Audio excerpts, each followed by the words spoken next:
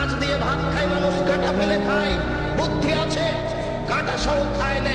অতএব শরীয়ত যেটুকু জানতে চাইবে, যেটুকু জানতে হবে, সেটুকু প্রমাণ সহকারে জানতে হবে।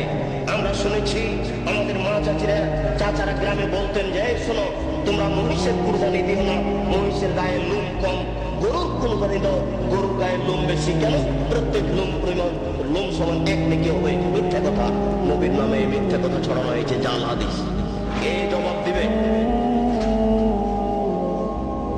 কিয়ামতের মাঠে নেকির পাল্লায় এই কুরবানির গরু, নারী, ভুঁড়ি সবকিছু ওই নেকির পাল্লায় চাপিয়ে দেওয়া হবে।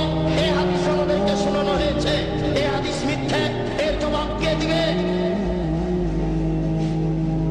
গরু দিয়ে, উট দিয়ে আকিকে চলে না। এই হাদিস মিথ্যা, এটা জাল হাদিস, রাসূলের উপরে এটা বানিয়ে ছড়ানো হয়েছে। এর জবাব কে দিবে? বাচ্চার কানের পাশে আজান দিতে হবে, এ কথা সত্য। ডান কানে আজান দিতে হবে, বাম কানে একামত দিতে হবে। এ হাদিস মিথ্যা, রাসূলের কথা বলেননি। এই হাদিসের জবাব কে দিবে? মায়ের দিকে সোনাজরে তাকালে কবুল হজের সমান নেকি হয়। এ হাদিস মিথ্যা। মায়ের পায়ের নিচে জান্নাত, এ হাদিস সত্য। মায়ের পায়ের নিচে জান্নাত, এ হাদিস ঠিক। মায়ের পায়ের নিচে জান্নাত, এ হাদিস ঠিক। বাপ মায়ের নিচে নিকটে বাপ মায়ের দিকে সোনাজরে দেখলে কবুল হজের সমান নেকি হবে। এ হাদিস রাসূলের উপরে মিথ্যা আরোপ করা হয়েছে। এই জবাব কে দিবে? এই জন্য মনে রাখবেন, রাসূল সাল্লাল্লাহু আলাইহি ওয়াসাল্লাম একদা যাচ্ছিলেন মেরাজে জিবরাইল আলাইহিস সালামের সাথে। তিনি দেখলেন কতগুলো লোকের জিহ্বাকে আগুনের কেঁচি দিয়ে কেটে দেওয়া হচ্ছে, কতগুলো লোকের জিহ্বাকে আগুনের কেঁচি দিয়ে কেটে দেওয়া হচ্ছে। আল্লাহর নবী বললেন, মান হাওলায়ে? জিবরাইল, এরা কারা যাদের জিহ্বা কেটে দেওয়া হচ্ছে? জিবরাইল আলাইহিস সালাম বলেন, হাওলায়ে খুতবাইন মিন উম্মতিক, এরা হচ্ছে আপনার উম্মতের বক্তা, যারা বক্তৃতা করে বেড়াতো, তাদের জিহ্বা আগুনের কেঁচি দিয়ে কেটে দেওয়া হচ্ছে। কি বুঝলেন?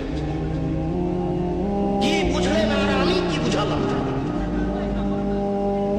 বুখারী শরীফের এক হাদিসে এসেছে, আল্লাহর নবী বলছেন, ইয়াউমুল কিয়ামা, মওলানা সাহেবকে কিয়ামতের মাঠে জাহান্নামে নিয়ে যাওয়া হবে। জাহান্নামে নিক্ষেপ করার সাথে সাথে তান্দালে বক্তা বহু, মওলানা সাহেবের নাড়ি ভুঁড়ি সব ঝরে পড়ে যাবে। মওলানা সাহেব ঘুরতে থাকবে তার নাড়ি ভুঁড়ির চতুর্দিকে। আপনারা তো শহরের মানুষ, বুঝতে পারবেন কিনা, আমরা তো পল্লীর মানুষের কথা খুব ভালো বুঝি। ধান মাড়ার সময়তে, গরুর পায়ে ধান মাড়ার সময়তে গরু ধানের উপরে এইভাবে ঘুরে।